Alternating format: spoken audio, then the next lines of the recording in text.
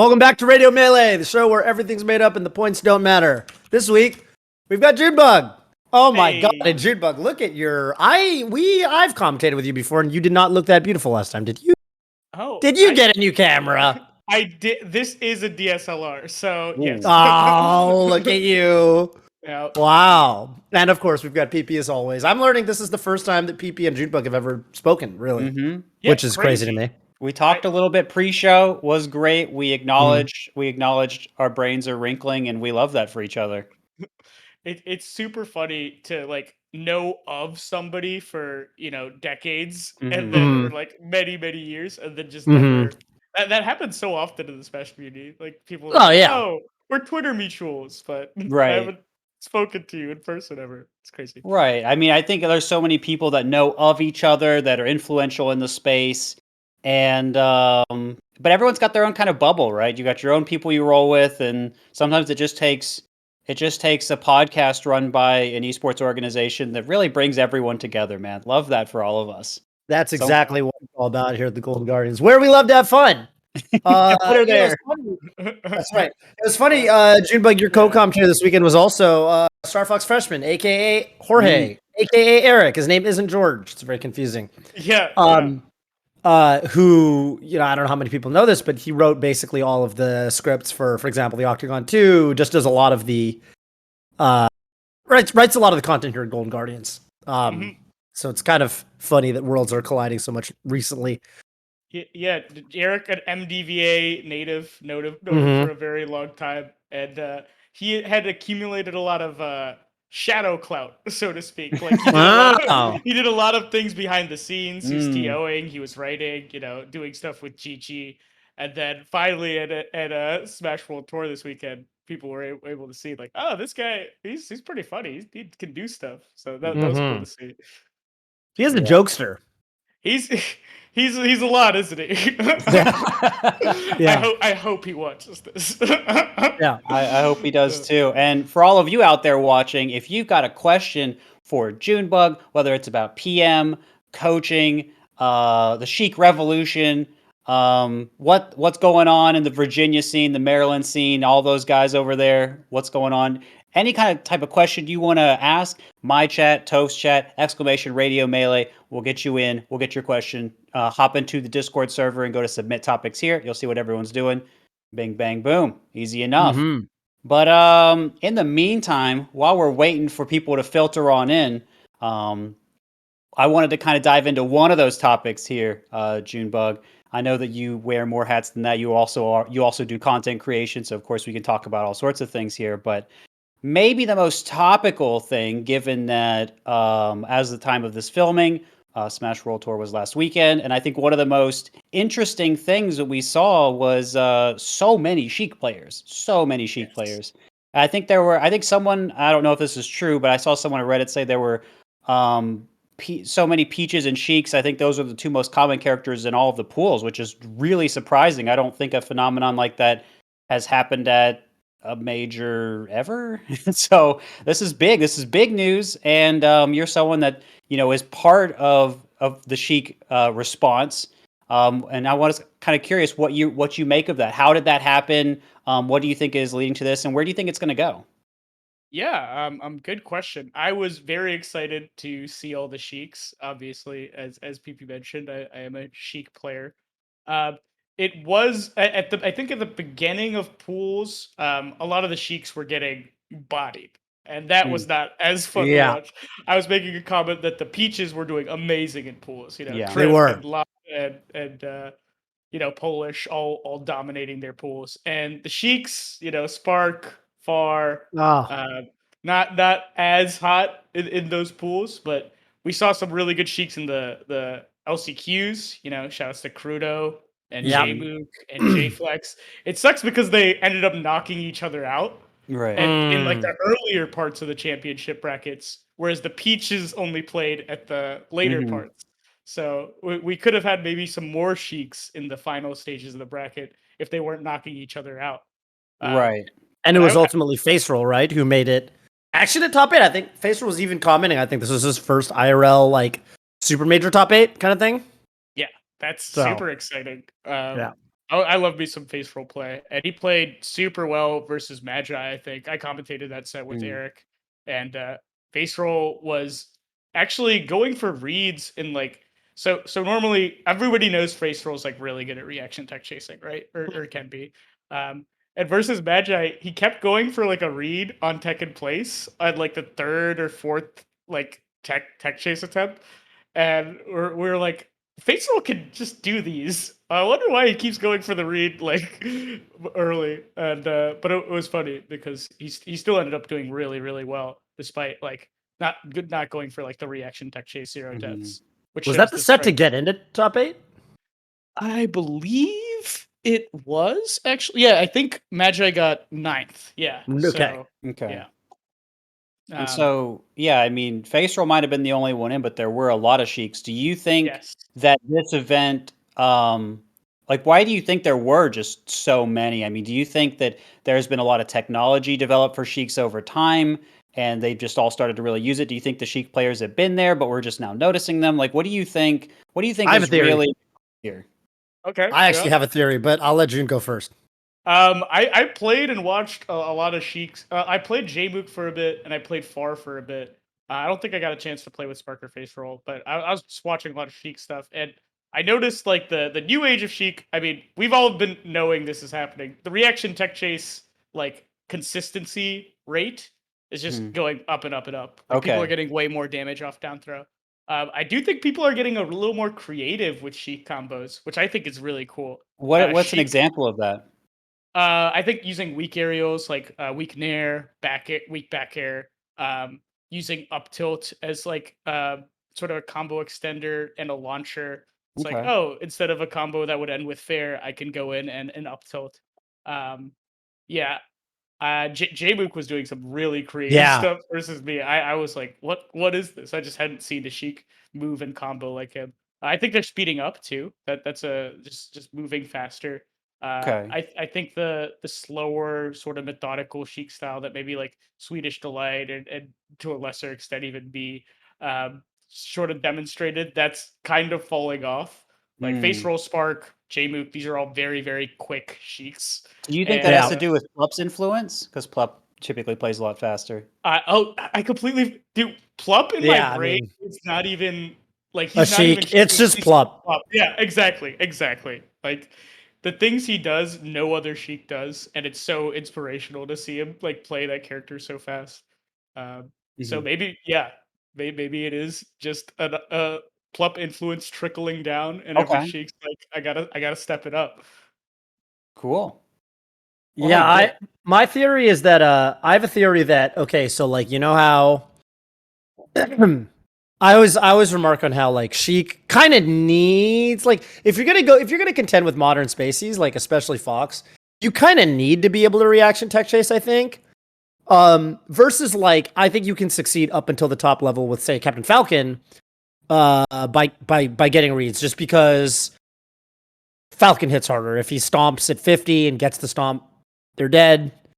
If Sheik up smashes at 50 and gets the up smash, like, they're not really dead off that. Yeah, it's like regrab. Now you have to do it again. So, I kind of think that it's actually pretty hard to, like, I think Sheik Spaces is actually just really hard unless you're able to do those, reaction tech chases and stuff. And I know that for the longest time, you actually couldn't really practice them. Like, you can practice them now with 20XX and Uncle Punch, but I remember back in the day, all the Sheik discourse around the reaction tech chase was like, oh, it's really hard, and you can't really practice that efficiently unless you get a buddy. And everyone was just really inconsistent at it. And I think it's the kind of thing that people just needed time to get better at. Yeah. And then Plup is a whole different beast, for sure.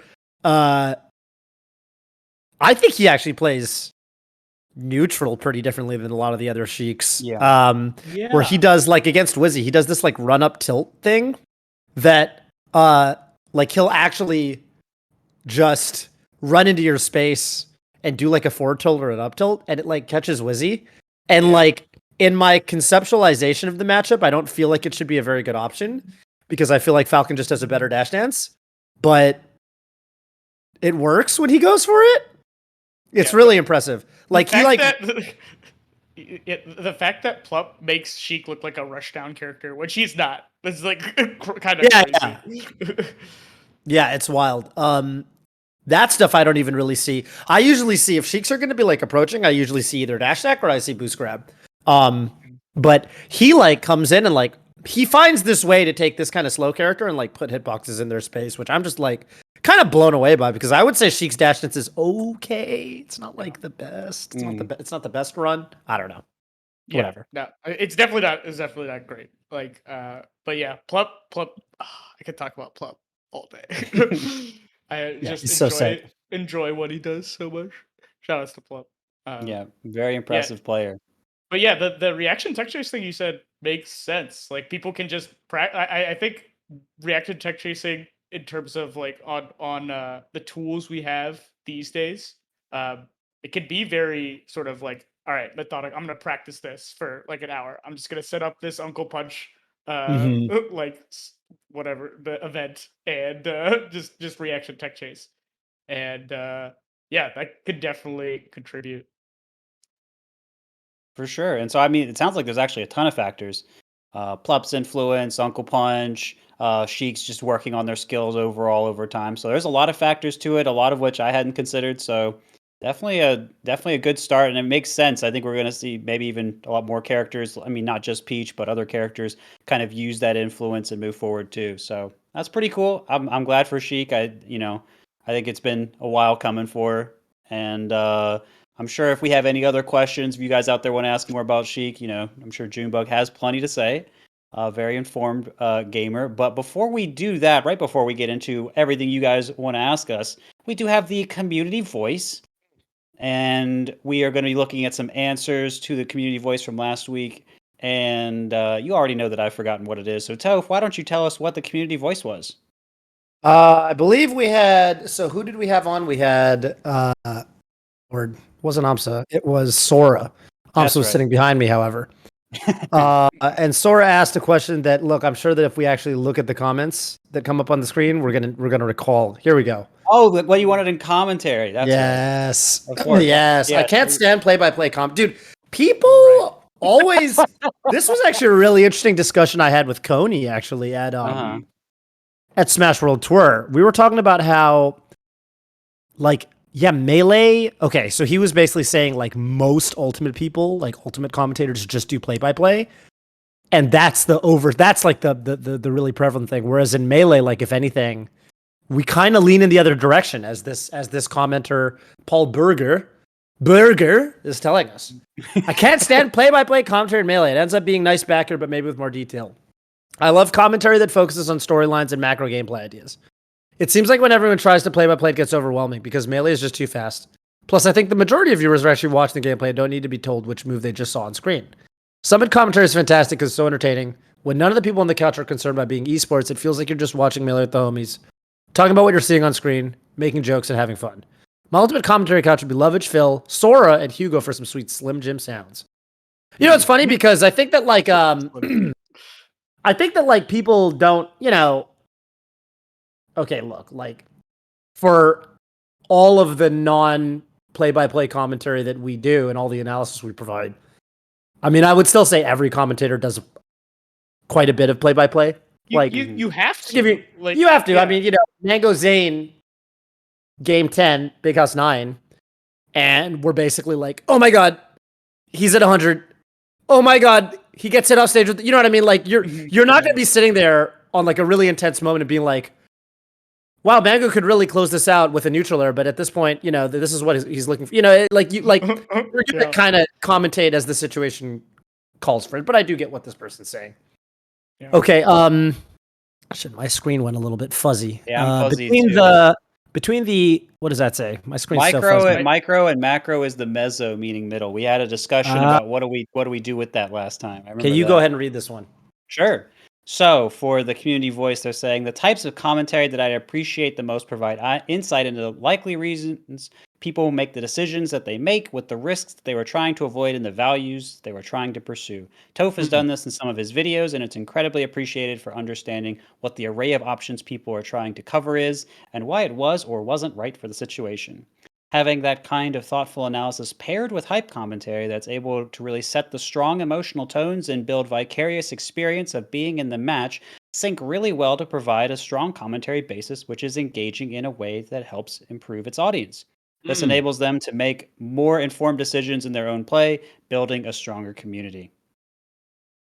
And Amazing. so, yeah, I mean, it kind of sounds like instead of wanting just one type, they want a balanced type, and I think that is usually what organizers make, right? Is they usually do have someone that I mean, not always, but I think that's sort of a rough framework. Someone wants to be a little more hype or color, and someone wants to be a little more play by play. I think you can get something for everyone that way and make that a little bit easier. Although I guess especially when I commentate, that usually sometimes some people can talk a little more than other people, and that can still cause some problems. Yeah, I think both of these comments are really like focused on the analysis aspect of melee, and it's funny because like I think there's way more play by play. I guess theoretically is way more possible in melee than it is ultimate because there's constantly more like detail to the interactions, and so it's I just think it's super interesting that like commentary developed this way where we're sort of focused more on analysis and hype and maybe a bit of bits if you're certain commentators, Dude, myself included. I'm looking Um, at this William Zen comment, and it's hard to know what to do with this because they're like, yeah, I want to be able to take away things and learn stuff, but you know what I also want? Commentary to be derailed by tangents. And I'm just like, yeah. what do you do? If you're a commentator and you read that, I don't know what you do there. I guess you're just like, yeah, I guess they just like all the commentary in Melee, and then maybe they're not too upset. I don't know. I think he's saying. It sounds like William is saying that that's not everything, right? That's still. I mean, you'll notice that still doesn't include play-by-play specifically. Like I Yeah. said, melee Like, melee literally listeners don't anything. like play-by-play commentary, but I guess he's saying he doesn't mind if you're funny. Yeah, people love funny. That's true. I think we can all agree with that. Yeah, In general. like the primary function, I guess, of commentary in most people's eyes is entertainment. Yeah, And you're either a stand-up comedian or you're giving people deep insight where they can go grind and then get quit out on the But first you're stop. not saying nice back air. That's what you're Yeah, not Yeah. doing. whatever you do not say nice back here. But if you want to take some nice stuff to your unranked session so you can quit out against your opponents faster, you could do that. But yeah, it's I mean, yeah, just whatever you do, don't talk about the back airs. But it seems like I guess people overall are pretty happy with the commentary. But I guess if there was someone in these comments that was like, yeah, I don't like what a commentator is doing, we probably would not include that as an answer. But it makes Right. it hard to understand because people are like, it's like everyone's just kind of happy with commentary. But I know from doing my own commentary that everyone is not always happy with commentary. So Right. it is Mhm. it is confusing to say the least. But I also kind of liked how often Sora's name came up in what people liked, and that was, I mean, really interesting, right? I think a lot of people really loved his personality from Summit, and that was cool. So I think maybe there is just something about the emotion, the energy that someone brings that people want to identify with a lot. Yeah, I Yeah. think that the different specs of like commentary skills, whether it be like play by play or humor or analysis, like each person is gonna respond differently to those specs, and even like something like personality or charisma. And certain people like somebody to be really funny and just tell stories on commentary, Yeah. and certain people are gonna hate that. They're like, why did that dude not talk about the match? He just talked about the time he went to the pool with Mango. Like, Hmm. and that's fine. You're not gonna impress. You're not gonna be able to um, appeal to everybody. I Right. think the most That's important that's a thing, fact. yeah, That's a the fact. most important thing, at least my relatively newish commentary career, is just trying to be yourself and be the best like version of that. Yeah. Be the best version of you. Yeah. Amazing. An important lesson, but a challenging lesson nonetheless. But hopefully that gives some insight out there for any commentators or any spectators that are like, well, how do the commentators not know how to take feedback? It's confusing. But that being Yeah. said, Yeah. And also Um, eye contact. Shout out to Toph on that one. Eye contact. Eye contact. very important. Very important. Well, we got some callers that are gonna, you could be one. You could be one of our callers. If you're sitting in Twitch chat and you're wondering how do I call in, again, very easy. You just type in !Radio Melee and you can join us on stream.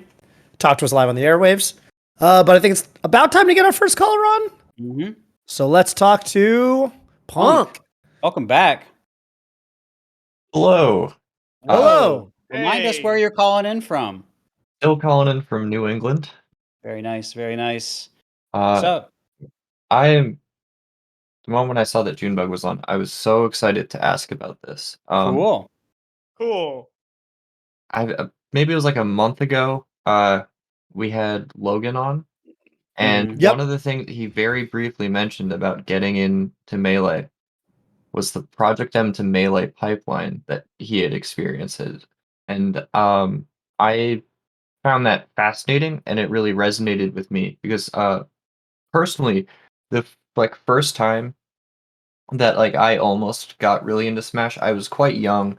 It was like around 2009 or 2010, and I started to get really interested in it.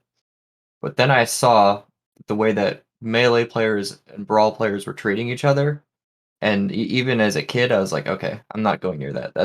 I'm not prepared to deal with that. Not over a video game.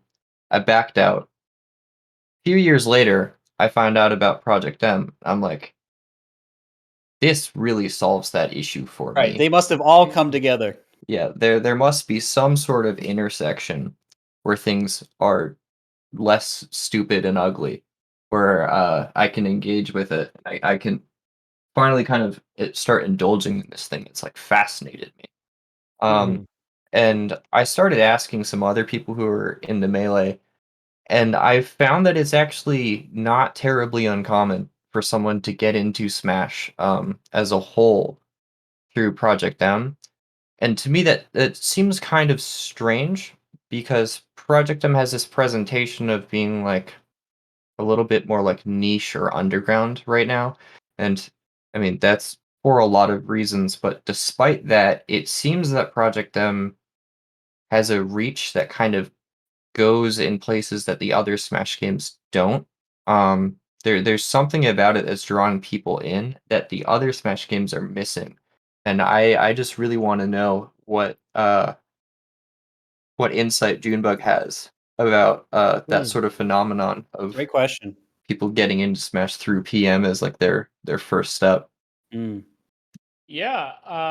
Well, I think in the history of PM, 2014, 2015 era when PM was very popular on Twitch, a lot of people were getting into it, and that included Brawl players like myself at that time because I started with Brawl. And we won't get into the Melee Brawl community rivalry because oh man, where some teenagers rude to each other, but Yeah. that I think it was mostly that, and the internet being young and edgy.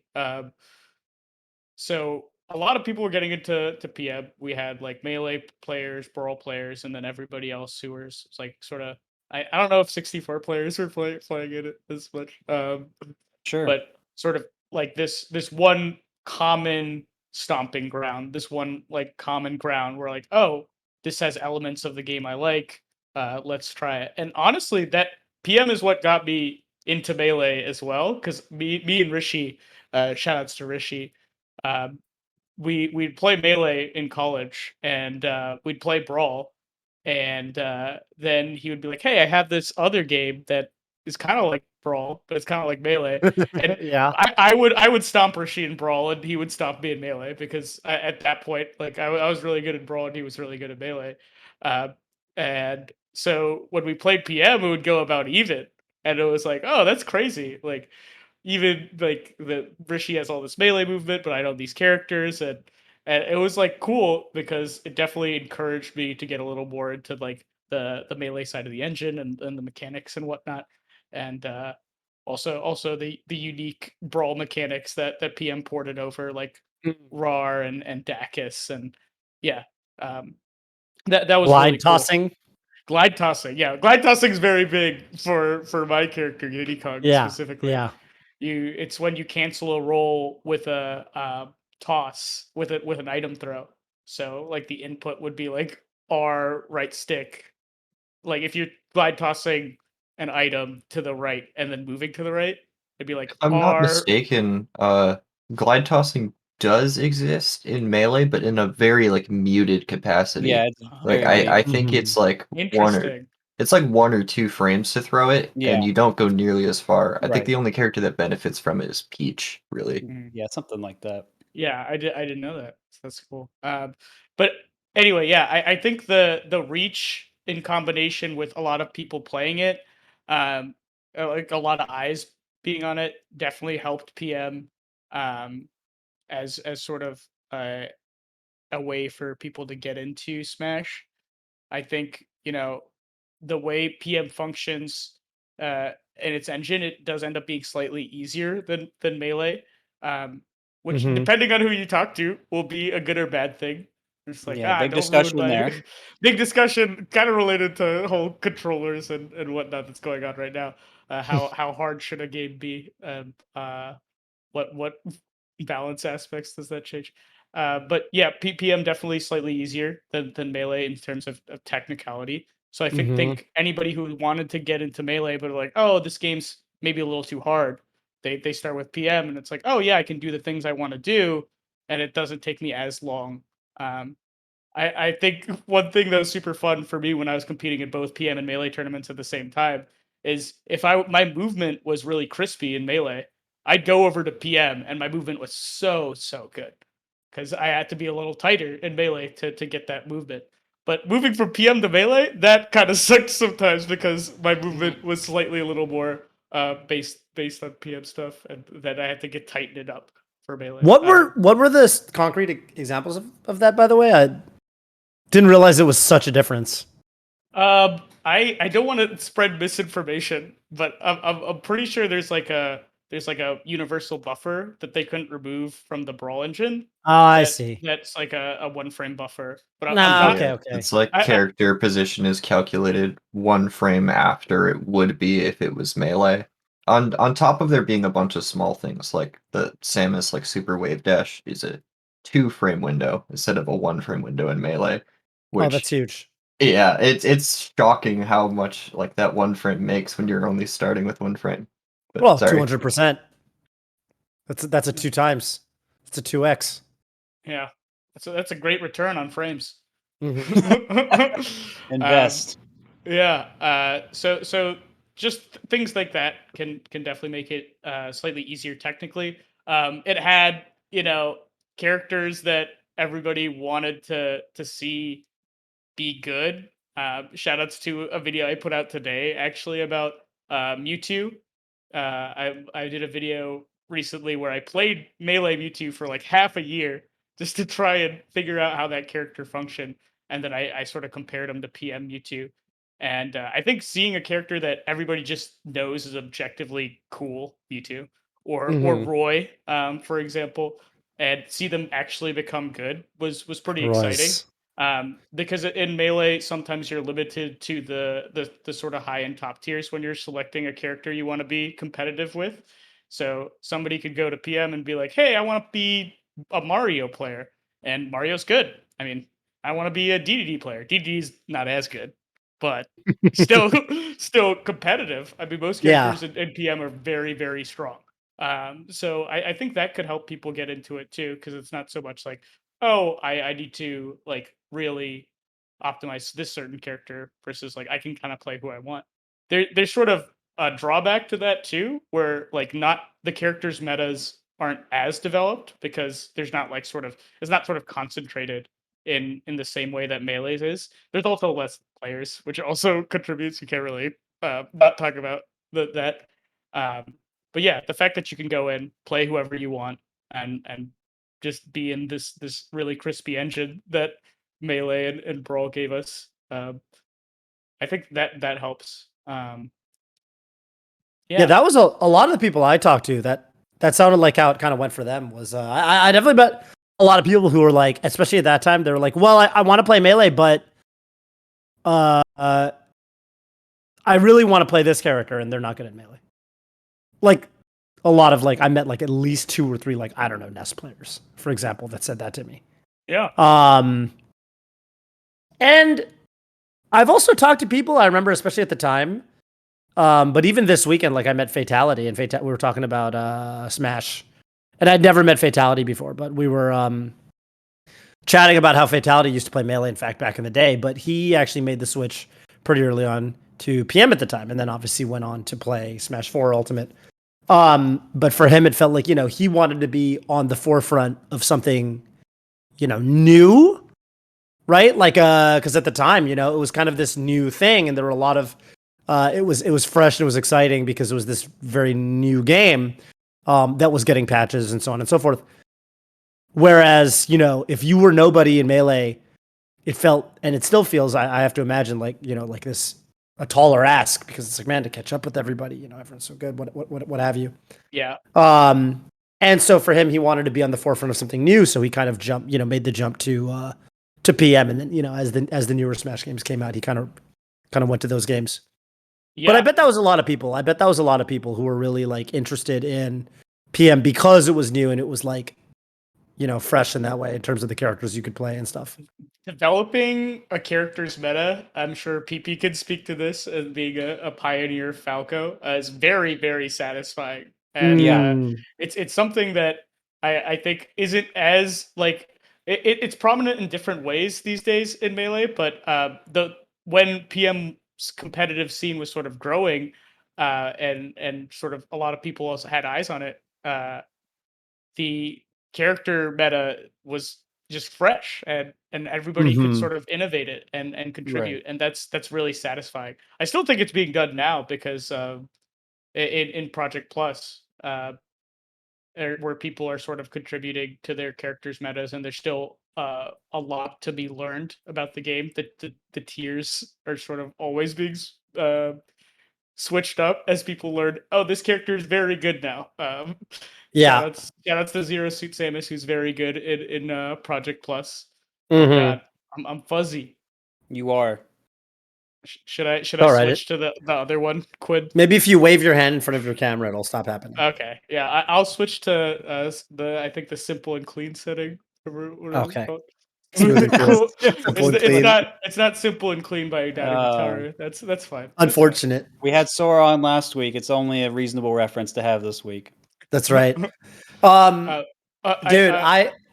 one more thought. I also think the PM community, they're like punk AF. They're just like so cool. They're like the very like counterculture based on, the game and what PM's been through, right? Mm-hmm. So I think a lot of people that when they start playing Smash, if they don't get into like a social group that is welcoming, or like they're playing with friends, it can be like very isolating socially. So the fact that most PM people just really want people to play PM and P plus might help a lot of individuals get into it, because they're all homies. It kind of, I watched. I didn't realize how bad P plus had it over the years. I forget which video I watched about it, but there was some documentary I watched on stream, and it made sense over time. I was like, oh, and I got towards the end of it, and I was like, oh, this kind of reminds me of a bit of how the Melee community, I think, used to feel about a lot of things. So I thought that was kind of neat too. So there's that I think very grassroots kind of feel to it, which I think is really cool. And speaking of the community, I was kind of thinking about this while you guys were talking.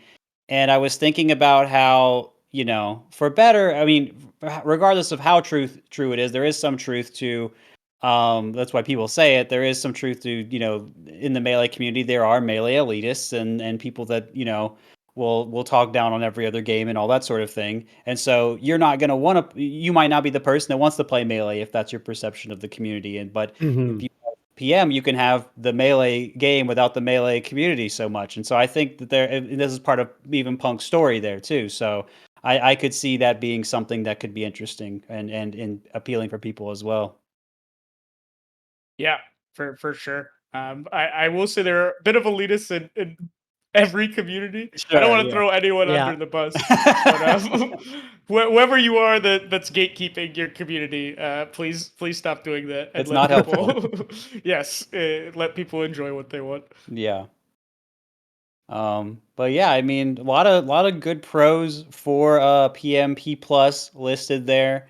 And yeah, I think it's important to kind of realize that, getting however, I mean, in our case, getting people to melee is cool, and however that happens is great. And in your case, I don't know if you're wanting more people. I imagine you want a lot more people in P plus. So however they get there, whether they're disaffected melee players or whatever, however they get there is probably pretty good. Yeah, Mhm. yeah. I like more people playing Smash for Yeah, sure. for sure, for In sure. general. Well, good question, Punk. Thanks for calling in. You got any shout outs for us on your way out today? Yeah, I mean, first, shout out to Junebug's Mewtwo video. It's actually really good. I love playing. I watched it earlier. I love playing Mewtwo in Melee, and over the past like month, I've started to try to learn Project M Mewtwo because that character's sick, but it just eluded me to like try to figure out the extra mechanics. But it's been pretty rewarding. Um, Mm. Shout out to Heart Swap TV, really holding it down on like the like larger like tournament focus Project M content, as well as melee content and Nick All-Star Brawl content as well. Has been pretty good coming from them. That's Cool. actually, yeah, that was the Wave Slime Yeah, Invitational, right? yeah, It was on Heart exactly. Swap. Yeah. Um, I made it out of my pool at that Very tournament. hell nice. yeah. Let's Yeah. go, Toph. Thank you. And It was difficult. I had to beat some good players. yeah, Nice. I'm Nice. just thinking I'm about. hijacking this. I'm hijacking Yeah, this. No, no, you're Let's good. go, Toph. Let's go, Go, Toph. I'm thinking about all those people seeing Thunder's Reign playing Nick Oh, All-Star Brawl. I'm and so they're glad. Yes. I'm so happy Yes. for him. and they're just like, how does he already have all this stuff down? And I've been like sending like copy pastas like in chat of like Thomas has been hitting frame perfect shield grabs and getting conversions off cargo for half a decade. None of you were ready. Yeah. But on shout out again to the Firepuff 12 Discord. Plenty of wonderful people in there. The legend. Cool. All right. Yeah. Well, thank you so much, and appreciate you calling in once again. Have a good rest of your day, gamer. You too. See ya. See ya. Yeah. Look at that. Mewtwo's hella fun in Melee. I don't know if you guys have given him a chance, but I definitely. like how he moves. I like how he hitting people with moves. Nair. Hitting people with Nair is so Yeah, cool. just There's a auto fun cancel one. there. PP, I think we played once in unranked. Oh. You played one of my alts. Well, if you're if you're just PPMD on unranked, I am, but there's an imposter running around lately. You got to watch out. yeah, there's it always was like first stock was even, and I'm like, oh man, yeah, no, PP's good. I gotta like start actually using brain, and then at some point you realize Mewtwo couldn't deal with crouch cancel down tilt, and then you started just doing space down tilts, and then This was probably me. yeah, I think it was a 3 stock. But hey, GG's. It's about the friends we made along the way, not the Yeah. 3-star. I Yeah, mean, the That's real right. unranked is definitely the friends you made along the way. But yeah, for Mewtwo sure. struggles with Yeah. characters CCing him in Melee for sure. Yeah. Well, yeah. Everyone can go check out Junebug's Mewtwo video. I'm sure it's a pretty cool time. I think I watched his Ganon one a while ago. Pretty neat Cool. stuff. And Thank you. yeah, you're very welcome. But until then, Golden Gamers, let's bring in our next caller. We got That's right. Maxwell here. What's up? Where are you calling in from? What's your question for us? What's up, Maxwell? Hey guys, I'm calling in from Oregon. Ooh. Oh, hell yeah. Heck yes. Cool. So I actually just went to my first local ever, so I'm pretty excited about Ooh. that. But then that just leads into my question. So now I'm trying to get a little bit better at the game, not do super bad at a tournament. And I was kind of wondering, like, how helpful would a coach be for a low level player? Oh man, dude, I've gone back and forth on this exact question more than once. I'm glad I asked. Because for a while, okay, so, and I've talked about this with PB. So for a while, I was like, honestly, for like low level players, like if you're just getting into it, like honestly, you kind of don't really need a coach because like you probably just have so many things you can work on. I mean, you can just open up, you know what I mean? You can open up 20XX or Uncle Punch and just like practice something that you need to practice. And like that's going to be a more valuable use of your time at, if you haven't played very much, then anything anyone can really tell you. Like you probably know to a certain degree what kind of what to work on. But then,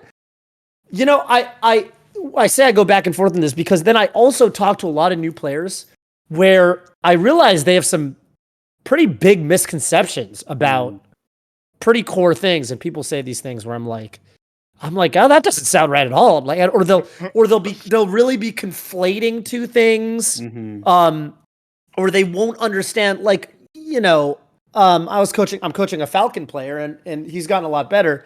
In our first couple sessions, he didn't really understand the difference between, off a Falcon down throw. Like, he didn't really conceptually get that. Obviously, there are exceptions to this. There's the whole Gatsu stomp on reaction thing, but okay, ignoring all that fancy stuff, he didn't really get the whole thing about like you're going to grab on reaction and you're going to mostly be doing your stomps and your knees more on a prediction. He didn't really understand that concept, so he was like, "Well, why can't I tech chase these? Why am I getting such a low return rate when I get a throw or something like that, right?" And so I kind of spelled that out for him, and it's like, look, you can't really. Again, granted, Gatsu is really pushing that meta with the whole I can do a short up down on reaction thing, but ignoring that, right? And so I do think that there actually is there can be a lot of value for a new player who's trying to get good as quickly as possible and maybe doesn't know what to work on, or maybe isn't doing the best job at like, watching videos, like watching match videos and like converting that or turning that into ideas of things to practice. And so I guess the real question is for you, like you as a person or you as the listener, if you're not Maxwell and you're watching this and you're wondering if this pertains to you, I would kind of ask myself, do I know what to practice? Do I feel like I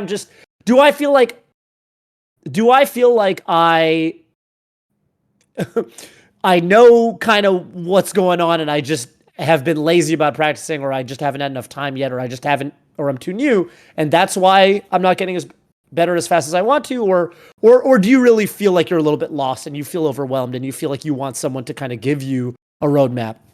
And if you're the latter, then I would say definitely get a coach. If anything, it can be really fun. Even from the point of view of like just getting to talk to a top player about their thoughts on the game or something. It can be a lot of fun anyway. So it won't be a waste of time in that sense. Yeah. But yeah, it's if do you feel lost, or I don't know. Junebug, what do you think? I know you're also pretty big. Obviously, you've coached at every level of play. Yeah. I definitely have a preference for like high level, and I've done a couple of coaching like lower level players, and I think I did run into that problem that you described, Toph, where there was just so much that they needed to work on. And if they started addressing even one of the things, like it could take them, months. Like the Zane sort of method for getting good at any X thing in Melee is just sort of do the thing over and over again. And I think even just doing that for low level players would be so helpful. It's like, I'm gonna work on my out of shield movement like this month, this next 2 months, this half a year. Like, I'm gonna just look at shields. I'm gonna like look at what people do out of shield, and I think even just like being able to break down one aspect of the game and then working on it is a very valuable skill. However, some people don't have that. And if a coach would help you identify like what those things are, I think it'd be helpful to have like a session and be like, hey, here are all these things that you could work on. Like you could work on them. But like continued sessions, at least with my style of coaching, it's hard because I feel like I can kind of overwhelm lower level players with the amount of information that they would need to sort of be successful. And a lot of things in melee take time, like building the muscle memory needed to be good at melee takes years and years and years. And I think there's a lot of things that people can work on their own. But it's hard for me because as a coach, like even from like a monetary perspective, it'd be like, yeah, of course I want you to book more lessons to me, but like, will they be as valuable as you practicing X thing by yourself? Probably Mhm. not. And so I can help with identifying them, and then once you get to a higher level, then we can really start getting into the stuff I like to talk about. Seems fair.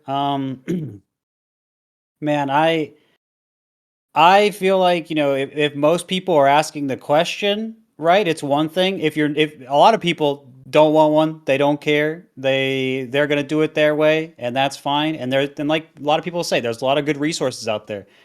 And in fact, if you are thinking about it and you're like, well, maybe is it worth it? What would the process be like?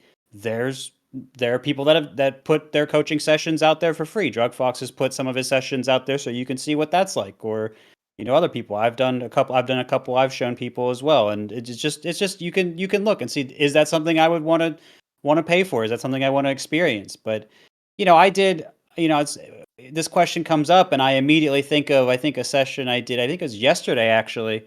Someone said, well, today we're gonna do terms. I want to figure out what these terms mean because people say them and I don't know what they mean. What's a mix up? What's an option select? What's, Whoa. like all this stuff. And like when you start hearing all this, you're like, oh wow, there must be like confusing information for people, and they were saying, oh, it gets said on commentary, but they don't always fully explain it, so I don't really know what it means. Or maybe it's like this, but is it also like this? And so I have to say, yeah, or well, it's more complicated, or whatever. And that was just something we did, and I've never had one like that, but that's just an example of how there can be a lot of information. And yes, the answers are probably out there, but they're probably also hard to find. And if you don't have great connections, it can be hard to get them. But if you are in a Discord server where they're answering your questions, or you're in a Twitch chat where you feel like you're getting pretty good answers, or you're training with people and you're learning and you have a good improvement process, then yeah, you probably don't need a coach. But if you're Mm. confused, if you want more answers, and if you want some direction, then yeah, it would be helpful. I mean, that's pretty true at pretty much any level. So Right. I don't think it matters so much. The only thing I tell people is if you can't do your tech skill like pretty much at all, then yeah, maybe there's not a point, because what is the coach going to tell you? Like we don't even Practice know tech what you're skill. trying to do because you can't move. So you got to Yeah. move first. That's really the only time I think there's a real barrier. No matter how much you want it, you got to be able to move first. But beyond that, I think it's just your own situation, your own desire. Do you guys remember how much, or like how many years it took you to do like the entry? Like I'm trying to figure out the way to play this, because coming from Brawl, it was very clear to me, like, oh, I cannot. This game is hard to move in. It took me, I think, at least a year or two to Hmm. develop like the movement needed to play the game Hmm. at like the tournament level. And I also had Rishi, which was honestly, friends and like groups, like social groups and discords, people around your skill level, or maybe even just like willing to explain it to your skill level, Right. super helpful Right. when learning the game. Another method of motivation, um, if you might not want to get a coach, just like having people on the ladder close to you, it's very motivating to try and get good at something They with might another explain person. it in a way that, is just directly applicable. Like maybe a coach tries to explain, oh, well, it works because of this concept, but like someone around your level might say, oh, well, it works because it beats this. And Yep. that just might be the way it needs to be said and more helpful. And so sometimes, you can get a better answer that way. Mhm. But yeah, big proponent of all sort of exploring how you want to improve yourself, because there's a Mhm. lot of ways. Yeah. Yeah, I don't know. Does that help, Maxwell? Did that just make it more confusing? Have we made a badge sell for our coaching programs? Oh yeah, but shit. Yeah, I mean that was like super helpful. I really like what Junebug was saying, kind of just like the one-off kind of coaching Mhm. session, instead of Mhm. doing like the reoccurring thing could be helpful, Yeah. because yeah, I mean that sounds sounds great to me. So yeah, thanks for answering my question. Yeah, no worries. And yeah, Junebug, do you wanna plug where you do coaching? Or just the Junebug plug show. Let's do it. Yeah, I appreciate the plug. PP, you do coaching too, I do as well. I do as well. everyone Mhm. knows that. The betify.gg/@ Junebug, I think. There it is. If you're looking to get some high level P plus or melee coaching, um, but yeah, I'm glad that was helpful, Maxwell. Yeah. Maxwell, you got any shout outs for us today on your way out? Yeah, I guess just shout out to the whole just like the shout out the whole Oregon melee scene and like Fat Goku and stuff. Pretty cool. Birthplace of Plup, I hear. The World Tour winner, local hero. Yeah, exactly. Love Yeah. that. Yeah. And I just want to shout out. I guess this is a shout out, but like if you're nervous about going to a local or something, I know I was super anxious about it, but I mean, at least at mine, everybody was super cool and stuff. So Mhm. I definitely suggest giving it a shot. Heck yeah. Let Yeah. them know. Doing it and just having the awareness, that's half the battle right there. Definitely. You getting your journey started. That's exciting. All right. Yeah, if Thanks, there's guys. anything that's always applicable, especially when you're just getting started out, it's like just like getting lots of hours in, getting the Yeah. playtime in. That's the number one You thing. get your rep. Yeah. All right. Well, thank you, Maxwell. Have a good rest of your day. Yeah. Thanks. You too. See ya. All right. Looks like we've I don't know got what character one he more. played. Oh yeah, we didn't get to that, but maybe he'll be back Yeah. Yeah, after he's maybe he'll taken be back. some coaching. Yeah, we'll see how that goes. Yeah, Hopefully for that works sure. out for him. No pressure though, Maxwell. Yeah, we got at least one more caller. One more, and it is I like turtles. Enjoyed this French accent you guys are about to experience. What's up, turtles? Hey PP, what's up? I'm doing good. I What's love up, turtles? Cool. What's up, turtles? this. What's your question for us today? Is this your first time calling in?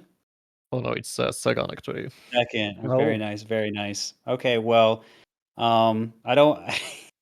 I want to goon so bad. What's your question for us today, turtles? I appreciate you. I'm glad you're here. Yeah, same. Glad to hear you. So here it is. What do you guys think about button remapping on the current box controller discourse? Oh, good heavens. Yeah. Well, button remapping, in my opinion, is not particularly. I don't think there's anyone that's really anti-button remapping, huh? Yeah, Well, I feel like that's one of the lesser. It's the swapping that's fine. I thought the remapping was the issue. Oh wait, define. So swapping, you would switch X and A, for Yeah. example, and then Right. Remapping, you would make you would leave X as itself, but then you could also turn A to X, for example. Oh, I think everyone thinks that. Okay, yeah, sure. I think most people I've seen say you can only have one. You should only be able to have one button. You can't just have two buttons. Right. That is what most people I've heard saying about it too is swapping okay, remapping not okay. That's all I've heard. But then one time I was talking about that in chat, and someone said, "Well, what problems does that cause?" And I said, "Okay, look, man, I'm not a controller expert." So that was where I tapped out. Right, But right. I Which assumed if everyone said it, there must be a problem, right? But there must be. yeah, I've tried to stay out of the controller stuff. It's confusing. The thing you tweeted the other day, Toph, I wanted to comment and be like, "Yeah, I understand that." You were talking about the capacitor or whatever in the Goon Wave. You used a bunch of Oh, Lord. decimal numbers. I was like, "Yeah, man, of course." How'd you guys not know that, Dude, we're talking at Smash World Tour. I don't know if I saw it on Twitter or I was just making a comment. Like you need like a technical degree to Yeah. understand the level of detail that Yeah. with the controller stuff that's happening right now. You need some very particular brain. Toph kind of understands controller stuff though, which is amazing. Like Yeah, I would say you're the most knowledgeable person here on controllers. probably by a good margin. Button remapping, I'm a little biased for because PM has that. You can sort of set your buttons. Can you set more than one button to the same button? Oh, I should say more than one button to the same input. I don't know. Because I think that's what PP is saying. That's what PP is saying would be the distinction, and that's where, if anything, the line would be drawn. Let me check real quick. I'll boot it Okay. up. You guys can talk about stuff.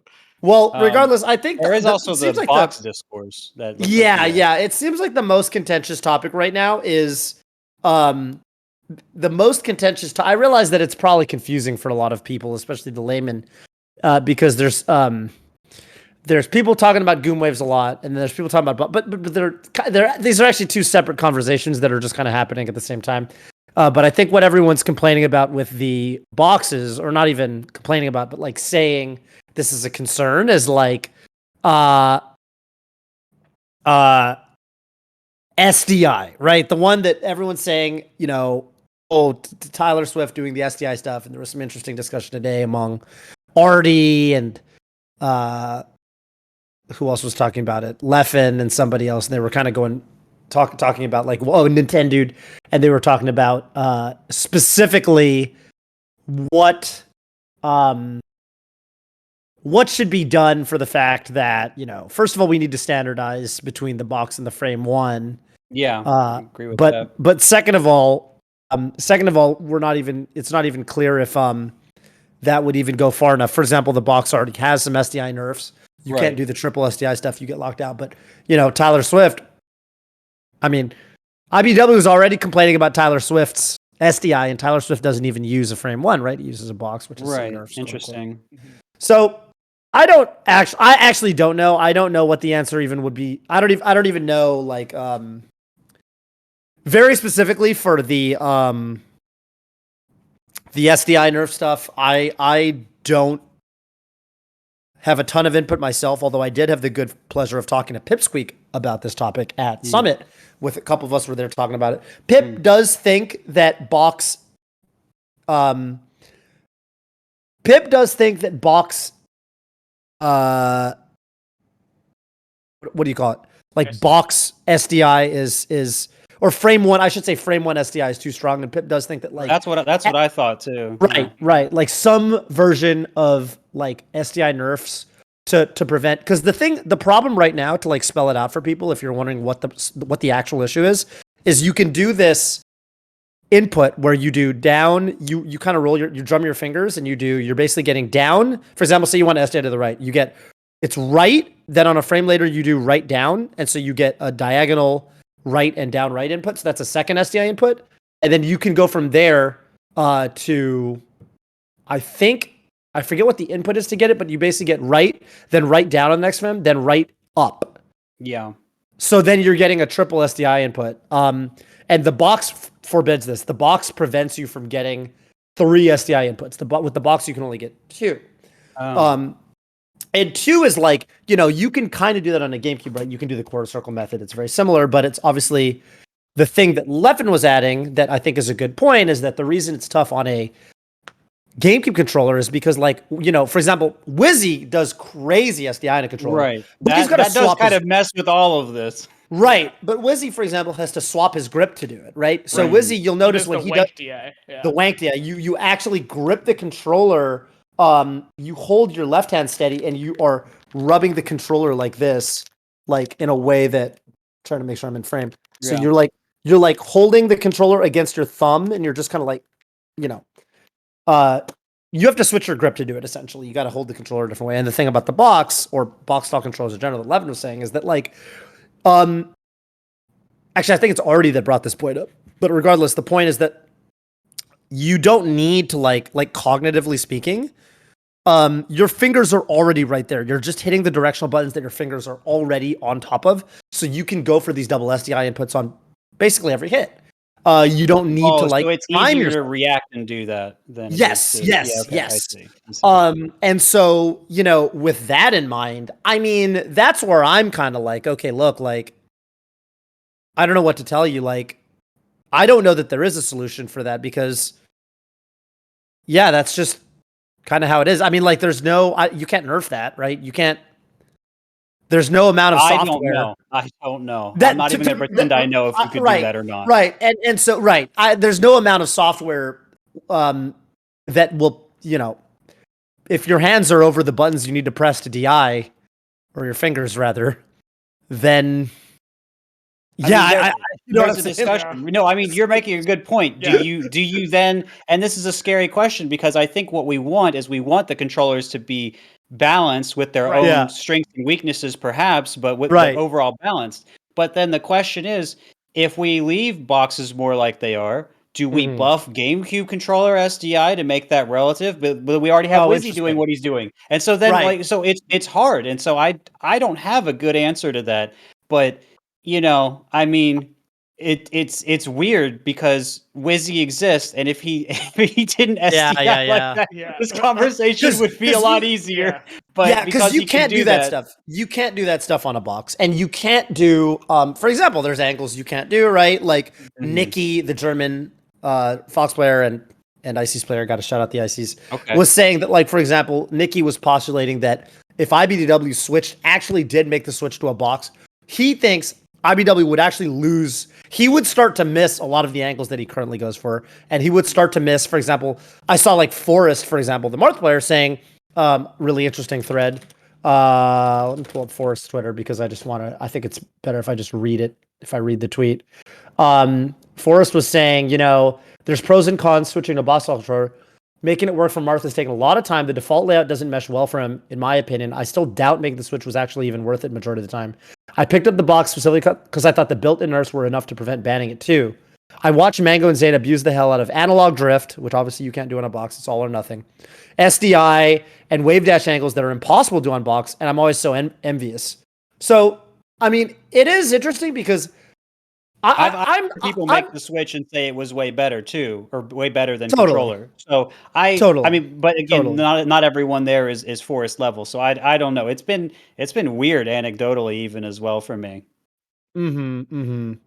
Yeah, I actually I talked to Ham Yojo because she had switched from GameCube controller to box, and she also plays Sheik, and she had like a fun write up on the box versus GameCube controller.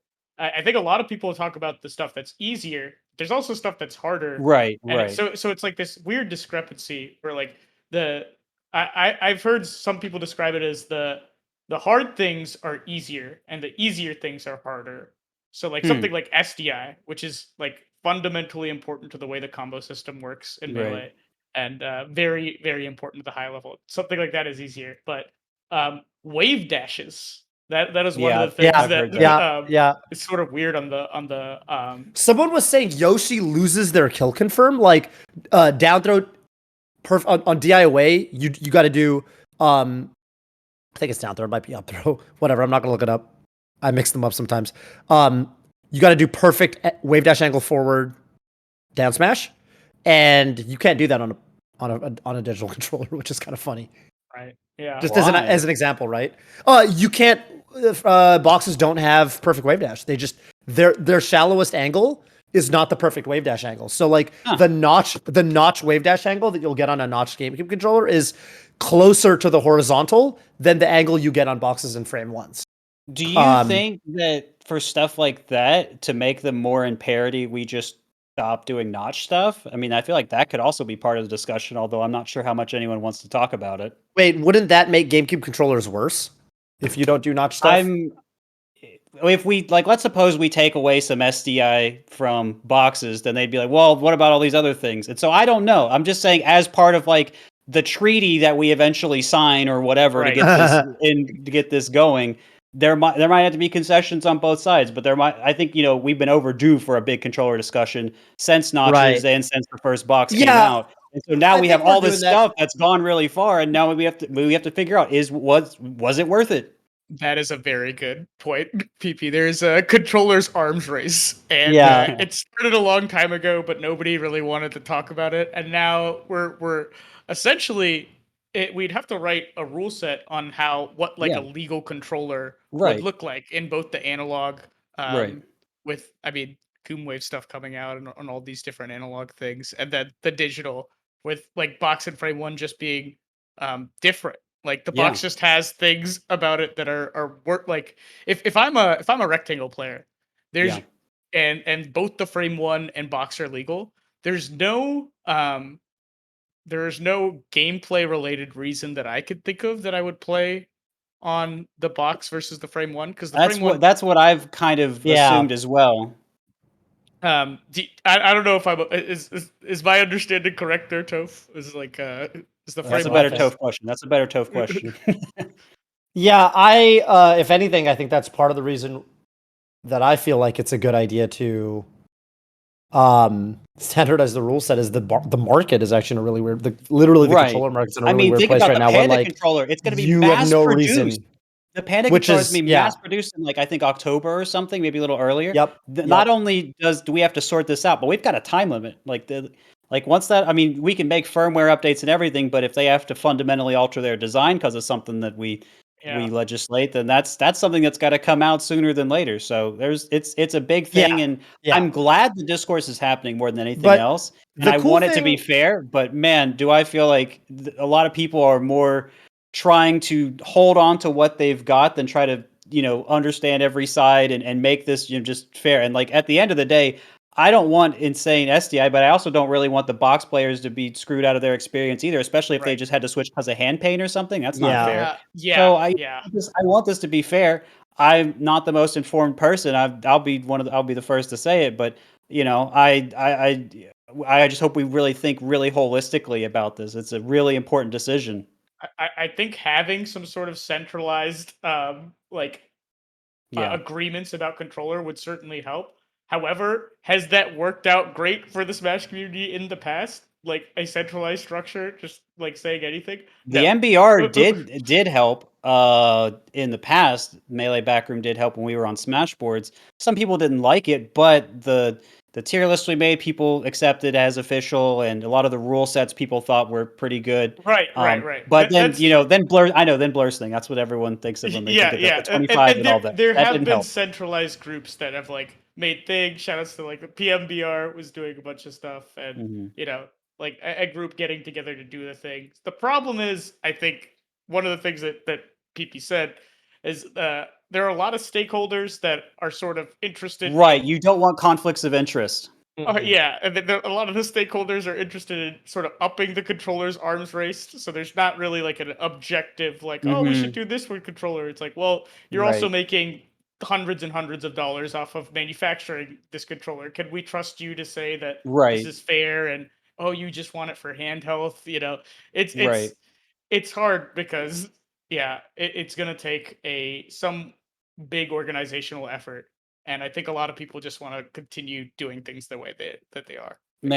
A big part of why I don't get involved in this is because it just seems such a nasty discussion. Everyone just wants to keep you don't understand my thing, and I don't, and you're just it seems just like a lot, and then it also seems on top of that really complicated. Like again, like I was referencing Toph's tweet earlier, which was talking about stuff with the Wave, which is an ongoing situation. I feel like we need like a news bulletin every time like a new code's developed or something, so we can all get on board with whatever's happening.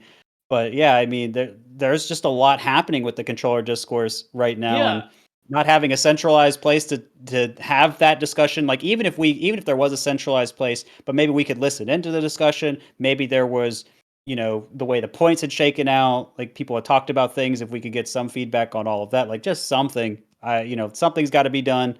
And it's got to come.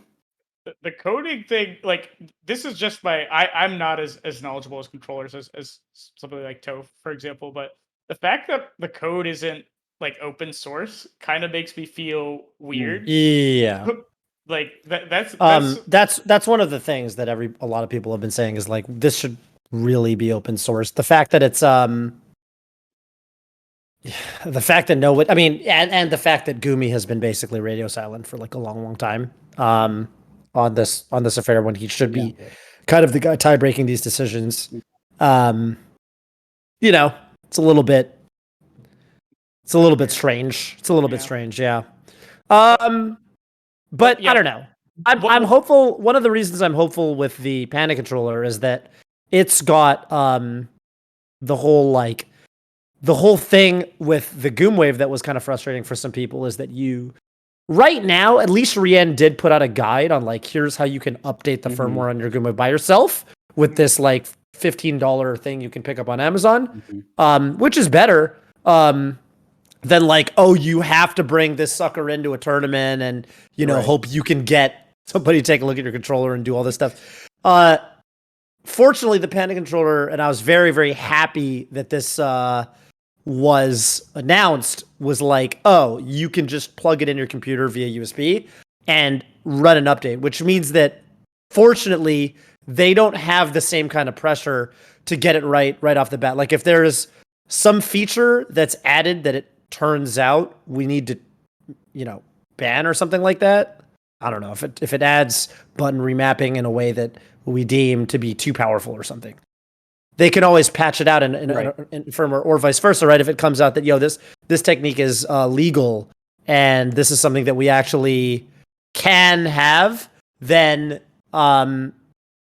they can just add. You could just add it in. You could just run an updater, have it plugged in your computer, and you'll just have it. So.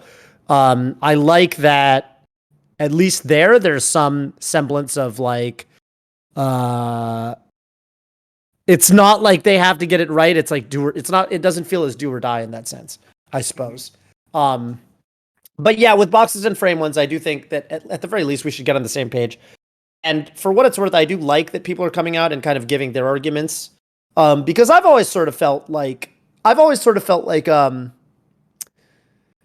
you know, half the people complaining about the SDI stuff I would say they probably don't even, or didn't even realize the differences between, for example, the box SDI and the Frame 1 SDI. Or they don't even realize that Wizzy Wank DI isn't possible on a box, right? They just want something to complain about.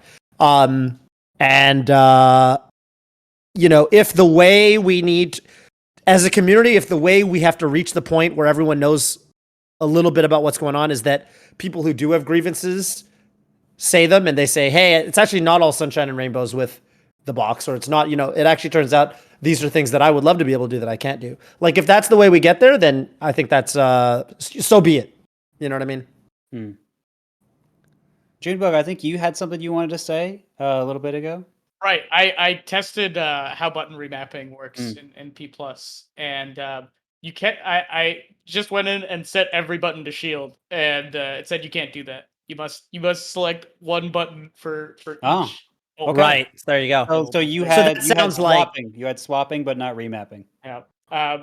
Swapping, I guess, but not remapping. But I could select, like in Melee, for example, there's 2 jump buttons. I could have 2 attack buttons, I think, in PM, which is that is different then. Yeah. So it's weird. Like you need a button for every you need a discrete button for all the options. So like I taunt is an option in P plus and in Melee. Oh, neato.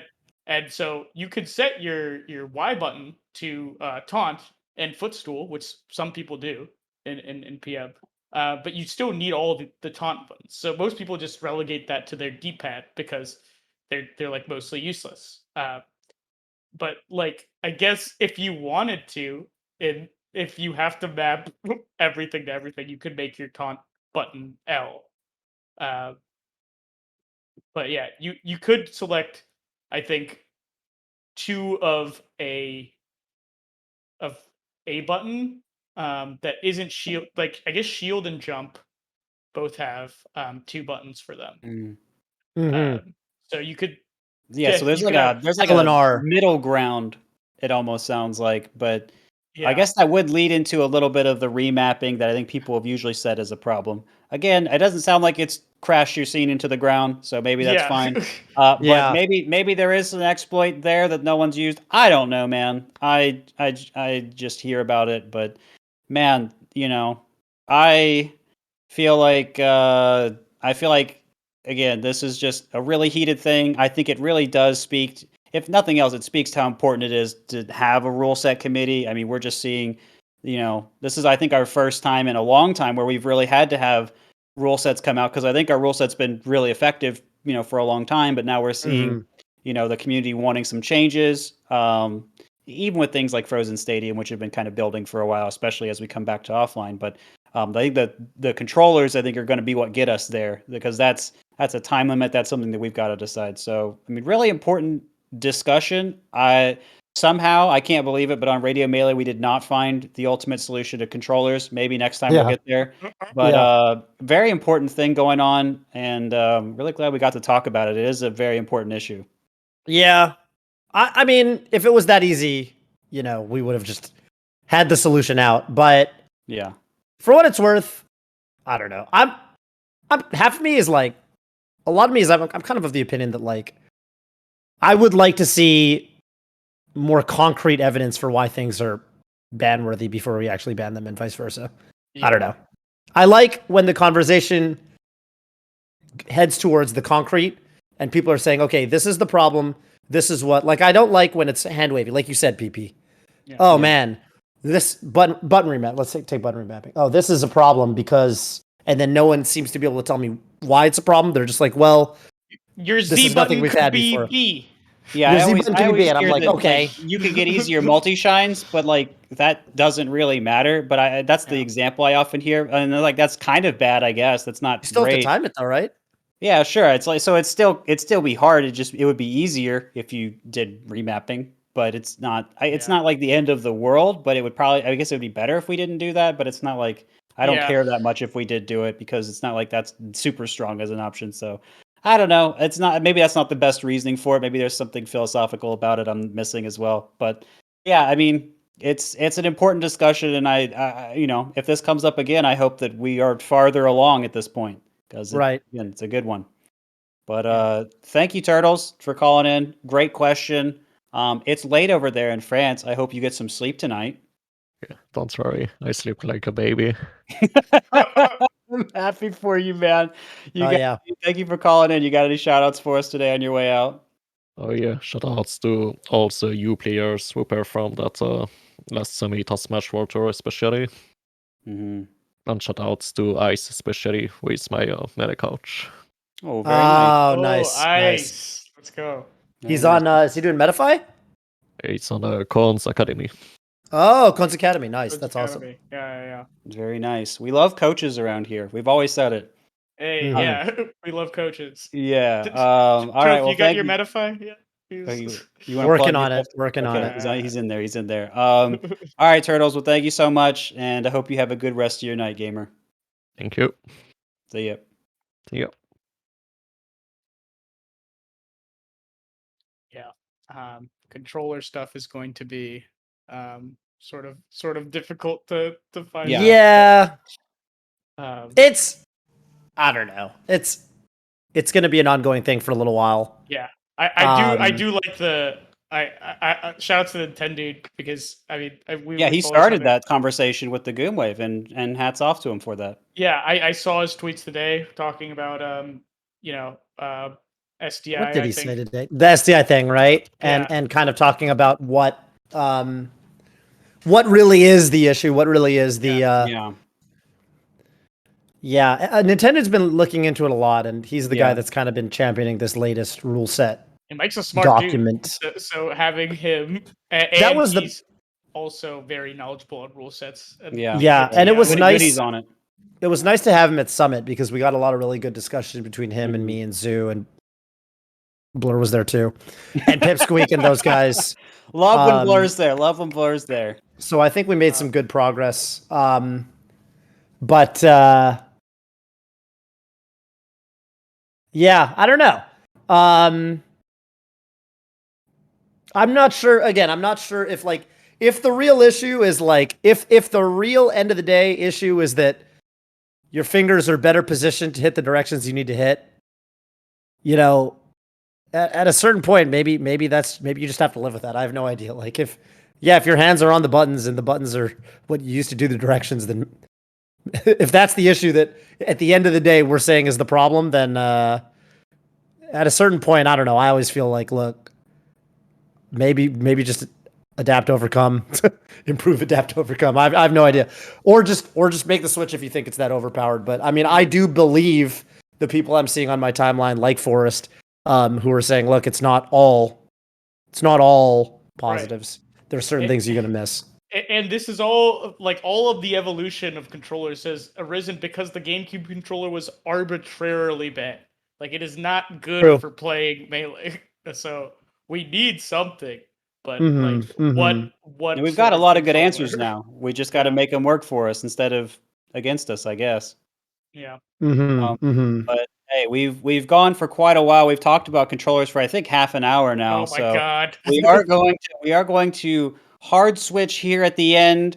And instead of throwing a regular question to you, Junebug, we want to be respectful of your time, the listeners' time, everyone's time here. We're going to say, what do you want to ask the people out there for the community voice, for the YouTube comments? Give them something to respond to. Give us something to talk about when we come back from the break. So what do you have for the people out there, Junebug? Yeah, I was talking about this a bit before the show. I think I'll go with it. If there was one PM P+ character that you could port from PM, who would you into Melee? Who would you port and why? And some of the justifications I would look for is like, who do you think would be the best in the meta? Who like somebody like Roy, for example, is very similar to Marth and can do very well versus fast fallers. Might not change up the meta as much as adding DDD or Squirtle. No shade to those characters, just saying they play slightly different. Or is it a character you like? I might just pick Diddy Kong because I like Diddy Kong. What character do you think you would like to see in Melee and why from PM? I want to see Waluigi. Put him in the game. Oh, I'm tired of these games. Waluigi. I need my man's in the game. I need to hear him wahing around. You actually like Waluigi? Part of the reason I like Waluigi is other people hate him, and I live with that comfortably. Do you though? Yes. Do you? I was a middle child. I played Waluigi all the time in Mario. I think Waluigi sucks. I think he's. What is he? Why we already have, you know what I mean? Like, what is the whole point? Let's make him floatier than the other guys too. Everyone's Mario and we got Luigi, and they've got a dichotomy. Yeah. And then you got Mario and Wario. Do we really need to invert the subversion or subvert the inversion? Dude, Waluigi that doesn't make any sense to me. That's too much. Wario. I'll say that too while I'm here, just being controversial. Waluigi is very popular. Hang on, Google Fights can answer this. He's Google the Fights. powers. Wait, what is not Google? Not Fights? Google Flights. Google Fights. Hang on a minute. We're gonna get to the bottom of this. You know that thing where it tells you which is more popular between. Well, it's only in searches, right? I don't know if Waluigi gets searched more, but he's in that'll way answer. More memes. That's gonna answer. That's okay. That's all we need. Okay, here we go. Hang on. No, that's the wrong website. Yeah, I'm sorry I derailed your very interesting question, Junebug. But anytime I can bring up Waluigi on this show, I've decided to do it. It's never ended poorly. He's a national treasure. Yes, he is. Me and PP are Team Waluigi. Hey, let's go. That's all I need. I think the first time we talked about it, I think was with Cody, and Cody hated Waluigi too. So oh my god, that was a tough episode. That was a tough episode. But now this episode, hey, pretty good. We love Waluigi. Yeah, we love Waluigi here. Okay, keyword 1, Wario. Keyword 2, Waluigi. This is gonna answer all of our questions. Fight. Please. Fight. Wario, Waluigi. Hang on a minute. Okay, he's tabulating.